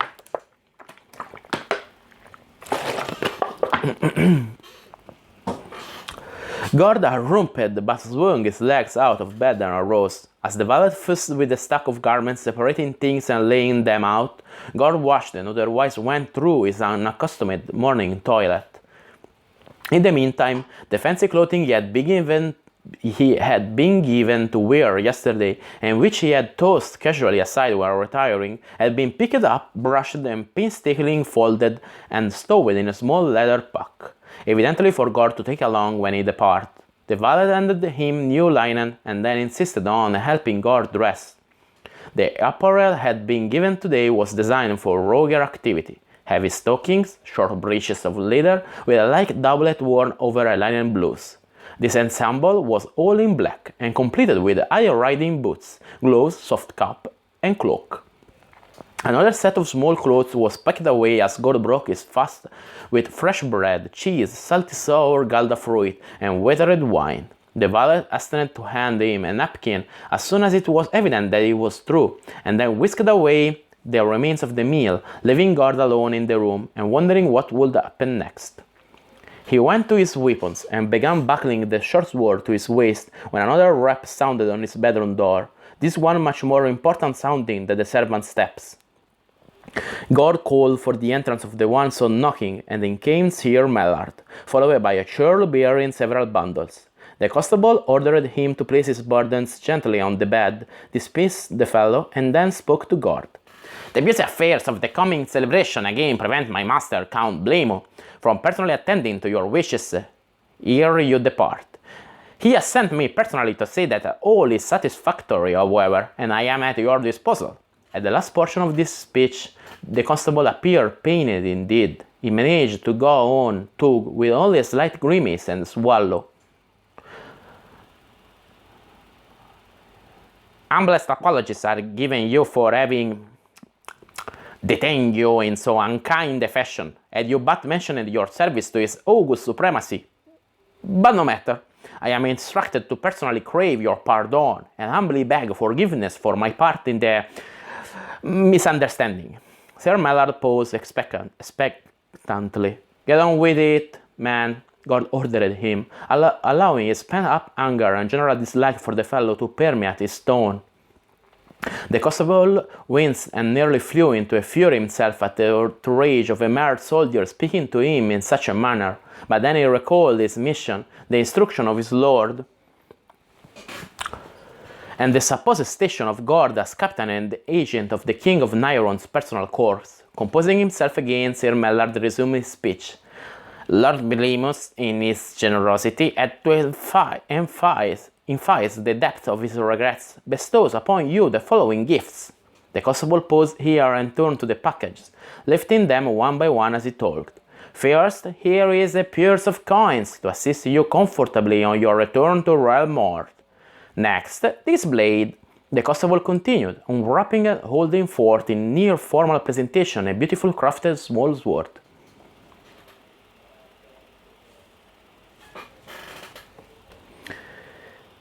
Is a prize captured from a brigand chieftain from the northern border. It is wrought from an alloy of steel and adamantite, I am told, and then enchanted so as to pierce dragon scale or foreman's plate without losing any of its point or edge.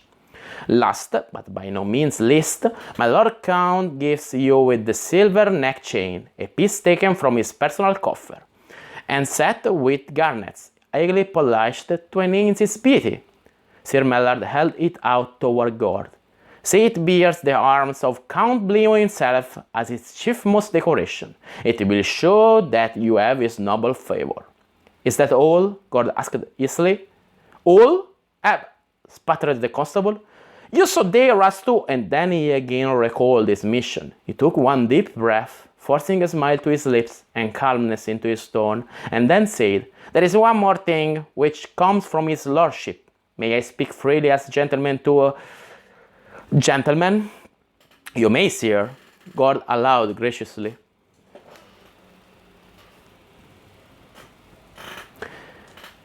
In the matter of your stay here, need it be emphasized in your report to the king? Lord Blemo has been most generous in making amends, and is concerned that his august supremacy might mistake overzealousness for some darker motive. At that moment Gellor came in from his adjoining chamber. Gord immediately suspected that he had overheard the conversation and was timing his entrance accordingly. It is no matter worth any further consideration or note, Gellor murmured in a hearty voice. Be a good fellow, and tell your good count just that. General Gellor and Captain Gord understand the whole affair was an error. And who amongst us errs not? It is a trivial thing of history, best forgotten, he said reassuringly, and as he guided the constable to the door. But do relate to his lordship that his generosity will long be recalled whenever Blemo Castle comes to mind. Beaming, Sir Mellard departed, assuring the two that they would have the swiftest and finest of courses, with appropriate trappings awaiting upon their departure. He then hurried away, and Gord looked at Gellor to see if he could determine what the fellow was up to. Gellor was dressed in much the same fashion as Gord was, with a belt bearing longsword and dagger girding his loins. Gord noted that he too had a fat beard and wore a long neck chain, but Gellor's chain was of golden links and roundels and bore 3 deep blue sapphires, each flanked by a pair of smaller diamonds. Gord opened his mouth to utter a comment about rank bribery, but his companion stifled it by waving a finger at him and winking with the eye that should not have been there. Gord thought the gesture was growing more than a bit tiresome. "Let us be off, Captain Gord," said Gellor with vigor. "We have far to go, and much to speak of as we ride." And I'm curious too. Ma chi sta facendo? Ah, non lo so, chi sta facendo? So, another long chapter, the last one for today, and then we wrap things up. I'm curious to discover why Gellor saved us. I think I don't really know.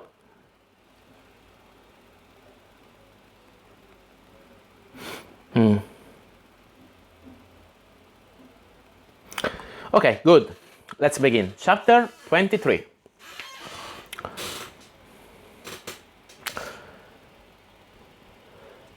True to the constable's promise, a pair of magnificent war horses awaited Gord and Gellor in the outer bailey of Castle Blimu. Saddled and ready, each black stallion held by a liveried groom. These were not the huge and muscular destriers of cavaliers and fully armored men, but the leaner, smaller mounts favored by those who desire swiftness and endurance. Saddlebags of provisions were topped by the leather cases containing the finery each of them had worn the past evening. As Gord was mounting, a small page scurried out of the great hall and ran to stand at his stirrup. "Your pardon, sir, but my mistress, Lady Valig, bade me fetch you this on your departure," the page said, and he held up a small casket of engraved and embellished silver for Gord's taking. "Where is your mistress?" Gord demanded, accepting the box but not bothering to look at its contents. "Oh, sir, she went off to his lordship the count's villa in Nurl yesterday it was, but before she and her ladies departed, she told me most sternly to see that I deliver this to you," the lad said, pointing at the silver coffer. "Very well, it is delivered." Gord nodded toward the boy, tossed him a copper astley dug from his purse, and wheeled his horse to follow Gellor, who was already heading for the gate. The two of them passed through the gate in single file, and Gord held a position slightly behind Gellor as their mounts trotted out onto the road. He wanted a bit of privacy while he examined the Valig's gift, and Gellor seemed to understand this. The box was quite pretty and valuable. Gord thought that, even being in used condition as it would bring an orb or more in some fine shop. It was old and had been crafted in a form Gord had never seen before. It took him a couple of minutes to find which petals and carven flowers to press and move to release its catch and allow the lid to slide back. The coffer was lined with velvet material of a deep violet hue, which surrounded a small scroll and something wrapped in silk embroidered with sigils. Gord dropped the reins and took out the scroll. His mount slowed to a walk as his eyes took in what was written thereupon. "My dearest Gord, I shall always bear your memory in my heart, just as I shall always remember our time of love together. If troubles surround me, all I need to do is recall your sweet face and brave deeds, and my war brightens. Ours was a love which could not be. Forgive my weakness, I implore. I understand my father's ill-advised ire. Think of me fondly, with tenderness and affection, now and then as you rise to fortune. As for me, I shall make the best of what sad and cruel fate meets out. I pray for your happiness and safety always, and send my dearest of thoughts with you, my champion. Always yours, Eva Lake."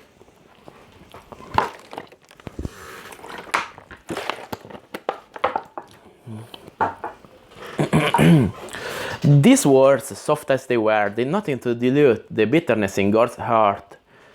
In fact, he reacted in quite the opposite way, and he found himself thinking of Ivaligue as a liar and a bitch, as he roguely thrust the scroll back into the box and picked up the parcel of silk. In its folds was the little necklace of silver links with the milky amulet depending from them.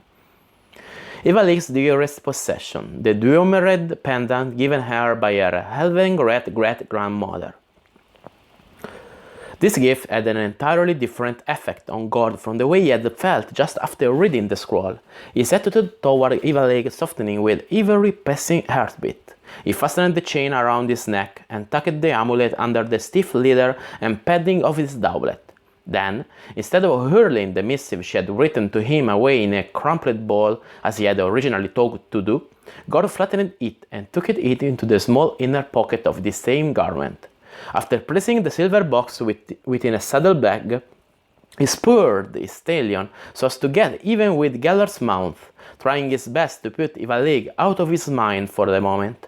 He had much to learn from his traveling companion, and it was high time to start doing just that. Gord's saturnine expression and lugubrious spirits were soon uplifted by Gellor's tale. He admitted to Gord that while he was indeed a member of Stoink's Guild of Thieves and a well-respected member of that and other bandit communities as well, he had other identities. Yes, Gellor admitted, he did on occasion serve Archibald as an agent and spy. However, his liege was not the king of Nairon by any means, but rather his cousin, Bellissica, her noble brilliancy, sovereign countess of Ernst. In fact, Gellor said laughingly, he even performed favors for his more distant cousin, Karl, most lordly grace of Duchy Ernst. All of this left Gord speechless. Gellor observed his dumbfounded visage, roared with mirth, winked his newly grown eye, and looked still more at the perturbed reaction this gesture got from his companion. "I must begin where we parted company," said Gellor, as his chuckling subsided and he wiped tears of laughter from his eyes. "And then you will understand better what has transpired." The thief and noble then began a tale that enthralled Gord so thoroughly that he failed to notice that Gellor was leading the way away from Nurl toward the ferry to the west bank of the Harp River. He related how the sovereigns of Nairon and other allied and friendly states spent much in human and monetary resources to be apprised of the plots and politics of their unfriendly and hostile neighbors. The Bandit Kingdoms, as these sovereigns called the lands of the Free Lords, were of particular interest, but then no more so than the doings of the hierarchs of the Horned Society, the dealings of Tan and the Theocrat of the Pale, Aerdian schemes, whether those of the Overking or the Malachite throne of Roxas, and so forth. Although Ivaligue's capture and the subsequent ransom demand from Bos Daeli were not great matters as far as statecraft went, King Archibald desired intelligence of what followed these events, for he suspected that his vassal, Count Dunstan of Blimu, was overweening in ambition. The question was, will the Count send forth to Stoink the ransom required for his daughter's return? The sum being demanded was so great as to pauperize the Count, or so it was thought, and it was well known that he was no doting parent. If the ransom was not paid, Archibald's reasoning went, then the king suspicious about Dunstan will be allied. This will mean that he did not have the resources to bring about his daughter's release, or else he did not possess the desire to see her freed. In either event, this was not the sort of behavior that would engender respect for the Count from other heads of the state, and such respect was a necessary component of any plan the Count might have to assert the sovereignty of his small domain. But if the ransom was handed over to Bos Daeli, the king would do well to heed the warnings he had received about the Count's hubris. "Then you came along and spoiled things," Gellor said as they came to the vessel moored beside the river bank. "Let us get aboard this ferry, and I'll continue my tale." "Yes, let us," urged Gord, now caught up in the story and left in suspense as to how he had intervened in the plots and machinations of crowned heads. The problem was, everyone was watching for a company of the Count's men escorting the gold for his daughter's ransom. Gellor resumed, skipping the issue of how Gord disrupted any scheme but that of Boss Daeli. Gord urged him to get on to that point, but Gellor simply smiled and continued the line of discourse he had begun. He explained how the boss of Stoing, several other interested parties of that ilk, Gellor himself, and even Eva League had spies watching for ransom carriers from Blimu. The captive girl, it seemed, had used her charm and possibly a bit of her magic to suborn at least two of Lord Mayor Daeli's hirelings of servants. For the sake of both her peace of mind and their physical safety, she more than anyone else wished to know news of her impending rescue. By the time Gord had appeared on the scene, her hopes were at their lowest ebb, for time would be up soon, and there had been no news of any force of Count Blimus or even one in his employ heading for Stoing. Had there been, Eva League of course would never have risked life and limb in a perilous escape attempt formulated or unformulated, as was more accurately the case, by a young thief of uncertain origin and questionable motives. Gord had to grin at that last statement. "Of this go now, lad," said Gellor, as the ferry was moored on the opposite bank. "Now we ride cross-country for the Flinties and the Barrows of Gnomekind."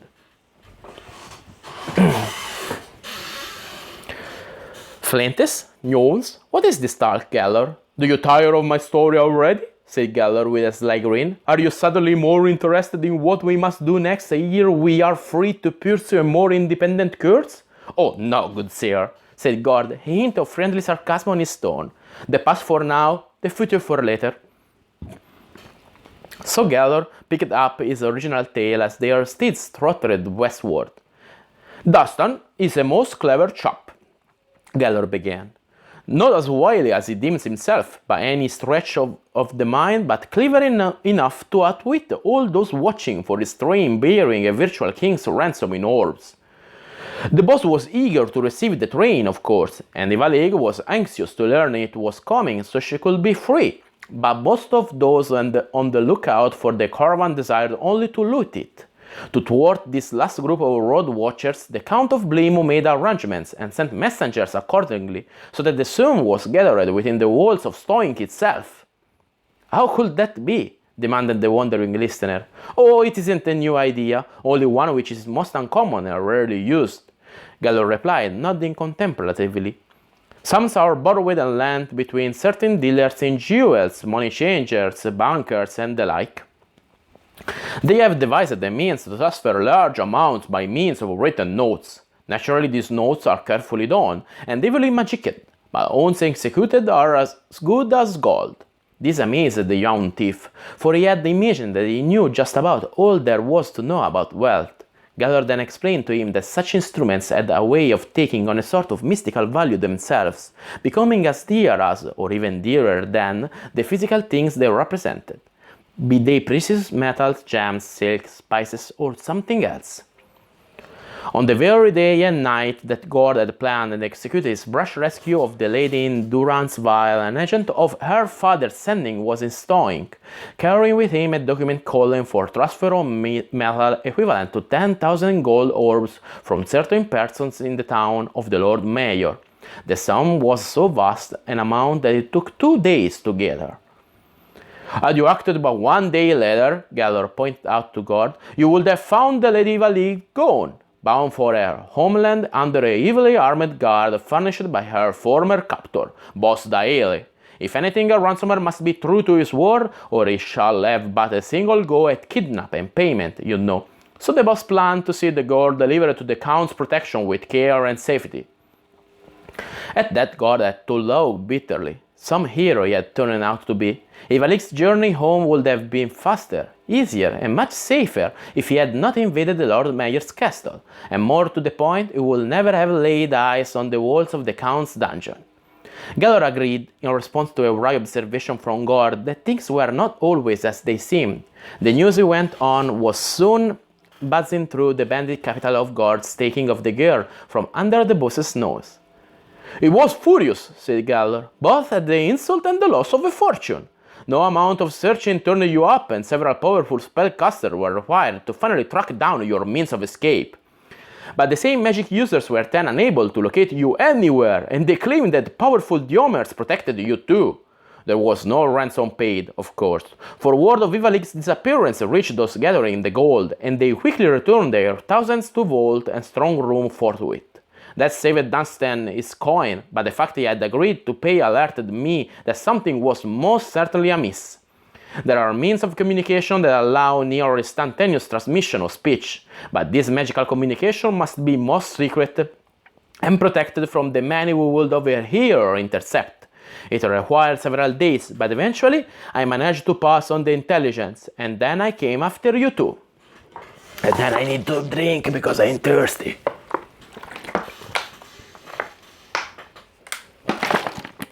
Come on, I have to train myself.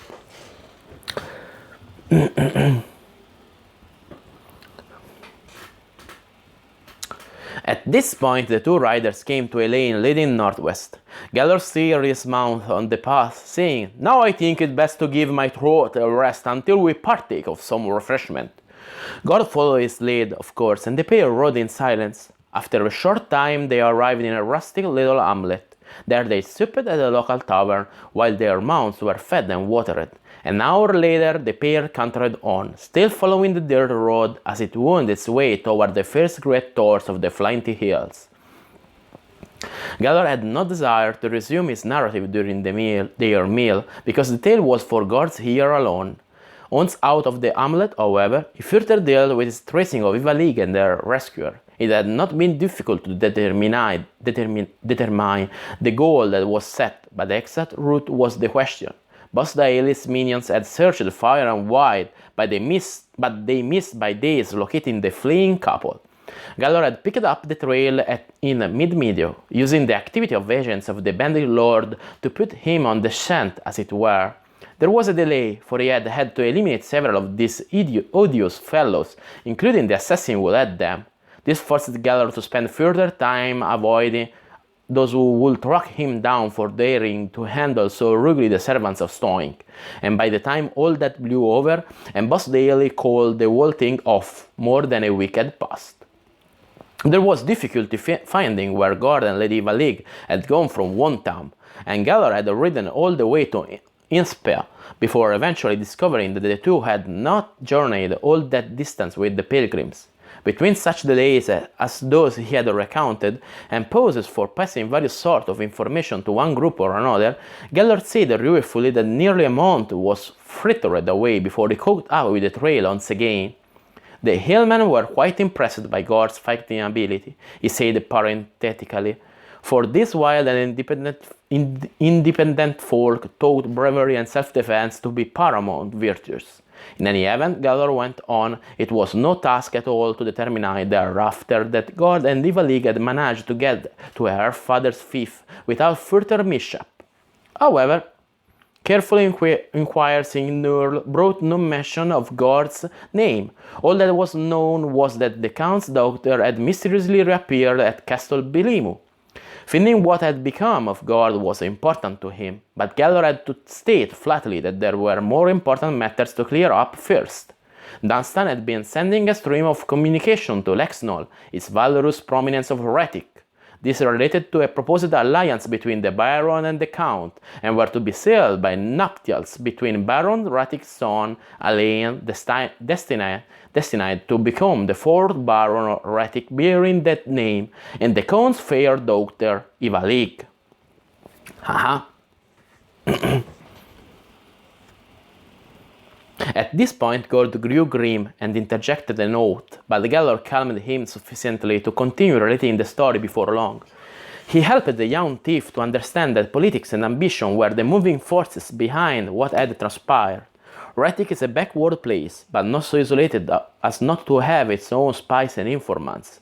The Baron questioned the Count as to the matter of Ivalique's kidnap and return, delicately inquiring as to her virginity. In this matter a lie will not do, and so it came to pass that the Count had to dower his daughter with much gold for the marriage contract to be completed and the secret alliance forged. In the course of discovering all this, In the course of discovering all this, Gellor had also found out that there was a nameless prisoner in the dungeon of Castle Blimu. With this knowledge, Gellor assumed the identity of General Nalbon of the House of Gellor, and Gord knew the rest. The alliance between the Retican ruling dynasty and Dunstan was not in itself undesirable. The king of Nairon was indeed pleased to have one of his vassals related to a potentially active enemy of Aerdi, so long as that vassal was still loyal to Archibald III. A realm stretching from Relmor Bay to Solnor Ocean, bounded by the Tizar torrent, titillates the ambitious of his august supremacy, said Gellor. When I send word of all I have learned to Relmord, it is a good bet that Castle Blimu shall have a royal visitor soon, and thereafter certain fortresses containing the king's own soldiers shall be constructed at the expense of the count, and their upkeep assisted by the loyal Dunstan.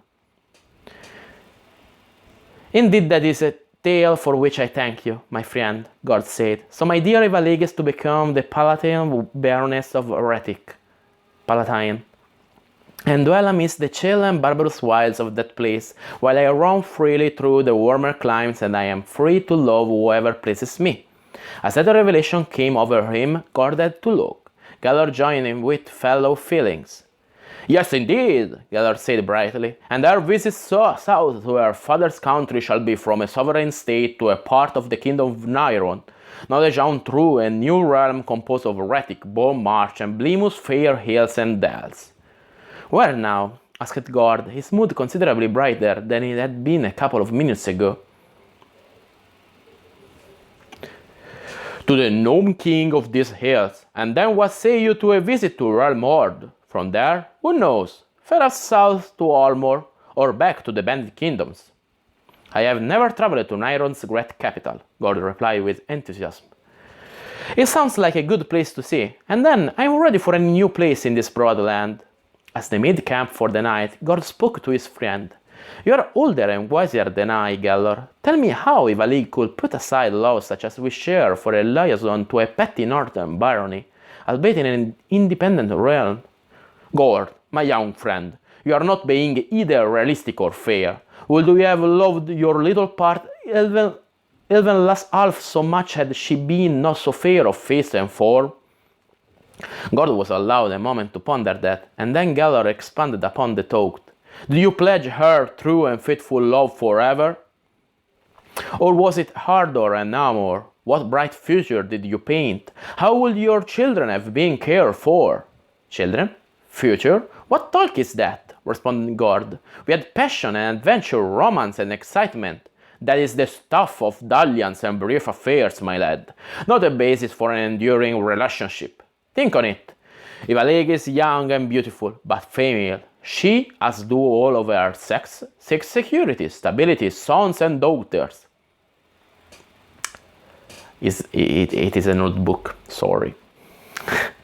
You, as a male, desire to spread your offspring far and wide. The more, the merrier. Thus you gain a measure of immortality, for some will be certain to survive and carry on your line. In contrast, Ivalig is aware that her own heritage must be limited to those children she herself bears. They must be cared for, nourished in mind and body, so that they thrive and grow to adulthood. That is how women gain their continuance, and it is quite the opposite of males. But me no buts, Gord. Your sweet Ivalig did no more than any maid will do under like circumstances. She did no wrong by acquiescing to wedlock with one of like station, at the comfort of being sovereign baroness of Retic. You will never lead such a life as will her devoted husband, and that is the sort of life she knows and desires. Had she gone off with you, it would have been argument and unhappiness. You seek adventure, she the opposite. Eventually, you would have gone off and never returned, and then where would Ivalig and your children have turned? Children again? Why always that subject? None might have come. And what if your bastard will one day rule Retic? Gellor shot back, but then softened his voice and continued. Come now, Gord, enough of this banter. Let's examine the bribes given us by the deceitful Count Blimu, whilst I still have this cursed ocular in place. What means ocular? Queried Gord. This globe here, said Gellert, suppressing a smile as he tapped his left eyeball with his forefinger. Gord recoiled at the sight of the nailed digit rapping against the tender eye, but as there was no apparent pain or flinch on Gellert's part, Gord's reaction abruptly turned to bewilderment. You tap your pupil and feel nothing? Said the young thief quizzically. Of course not. It is a magical sphere, enchanted to appear to be nothing more than my own eye, but it is far different and quite difficult to get used to, or to wear for long periods, as it boggles my brain. Scrutiny revealed nothing magical to Gord, merely clear grey eye. You jest. Give me the truth, Gellert. No jest at all, said Gellert, and with that he reached up and popped the orb out of its socket. A wave of nausea washed over Gord as he watched the process and saw the eye now in Gellert's palm. Now I must put it back, continued Gellert, so we can see our gifts in true sight. But at least your nagging doubts are silenced, he added, and Gord had to admit that was true. After peering closely at his and Gord's neck chains, Gellert remarked that they were of good craftsmanship, with nothing noteworthy save that the gemstones set in his own were not of the highest quality. Count Blimu had not given as great a bribe as it first seemed. Their gift blades were then laid out for inspection through the strange and enchanted ocular. Gord watched in fascination as Gellert went through his routine of perusal, first looking from a distance, then at each weapon separately. He informed his young friend that there were strange runes graven on the blade of the short sword, and then after his minute inspection was over, Gellert put both blades aside, and in a moment was the Gellert of old, eye patch and green included, relaxing and further explaining what he had discovered. Well, Gord, he began, I am surprised at these words. Magic weapons are not exactly uncommon, but... He allowed the rest of this statement to drift off as he considered possible implications. He picked up the scabbard containing the weapon Gord had been given and asked, Did the constable tell you anything about your blade? He claimed it to be a specially forged alloy of steel and adamantite, difficult to break or dull, which will pierce dragon hide or armor. I think that was the whole of it. It is that indeed, Gellert confirmed. Enchantments have been laid upon it to cause it to strike through and bite deep. It seems to have been made for elfenkind, and sheds no glow of Dwemer when employed. Though the glyphs state that you may have its power to see you foes clearly. And with that, Gellert tossed the scabbarded weapon to Gord.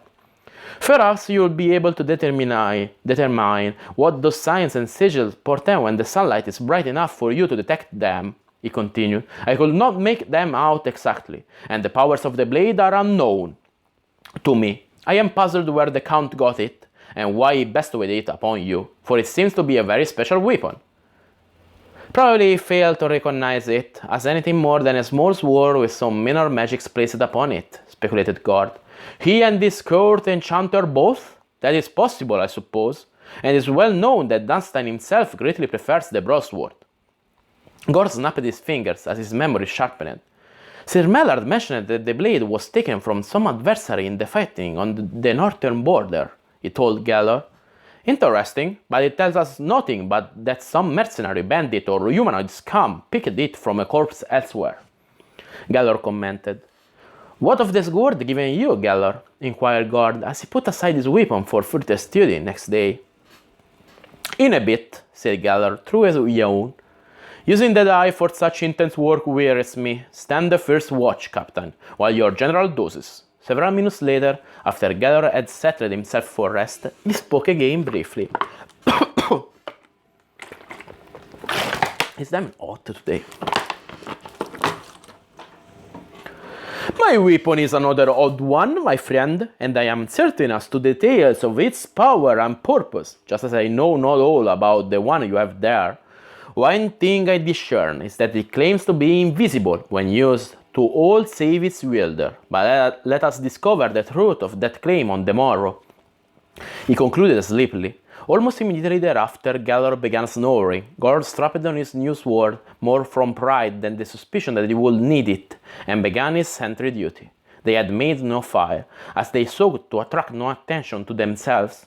God moved slightly away from the small hollow and began his vigil, occasionally moving his position, for drowsiness crept upon him if he stayed still too long, and always remaining quiet and shadow-wrapped.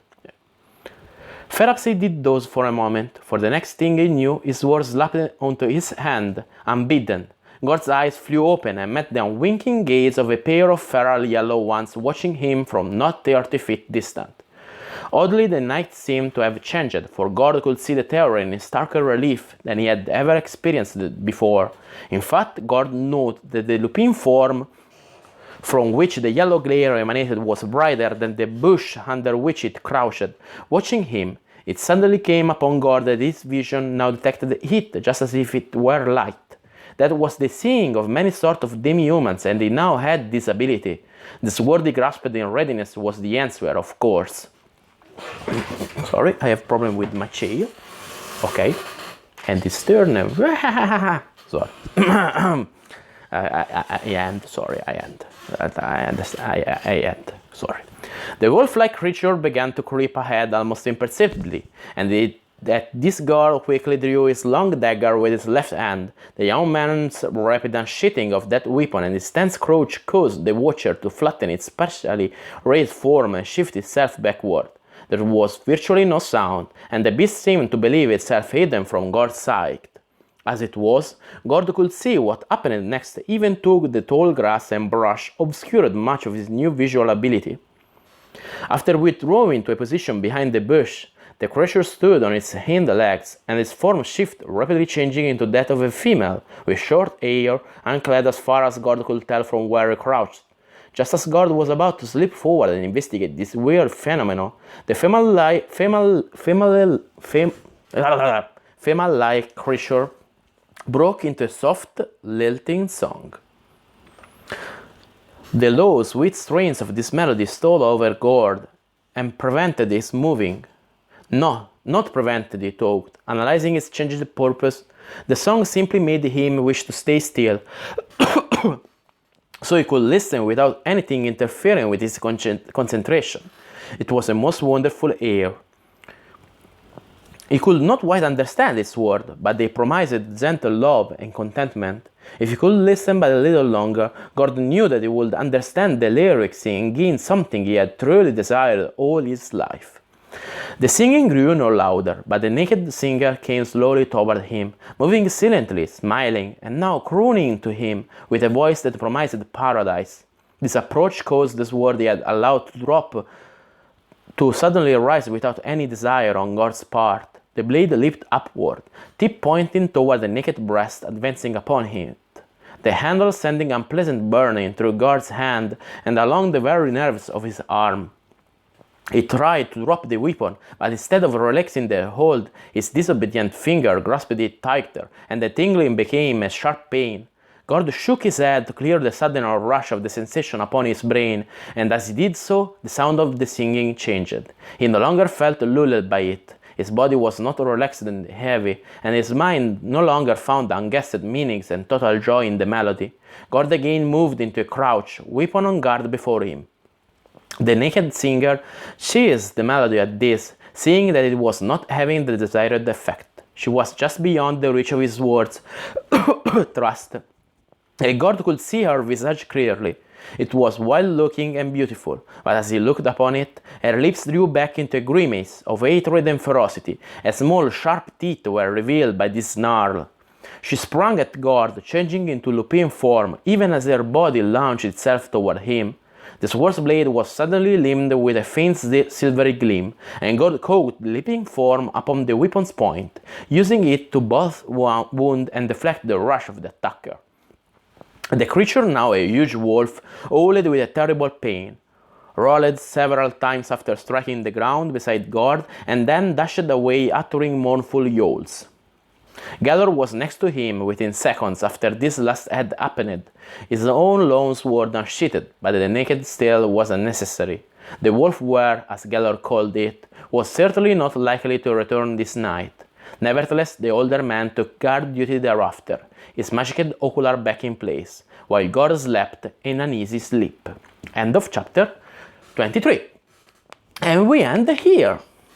It's a pretty long chapter, I admit, and there is another pretty long after that, but we end here, and I lost quality. Wait.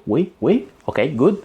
Then, tomorrow, I think I read another 3-4 chapters, but I have a lot of things to do tomorrow, so I think I read in the night. Sorry for that, but after that I upload all the materials on my YouTube channel, so you can find it here. Said that, for today is all. I greet you with a pleasant night, evening, dinner, everything. Have a good everything as always, and we continue our saga of Old City tomorrow night, I think, or anyway. Bye.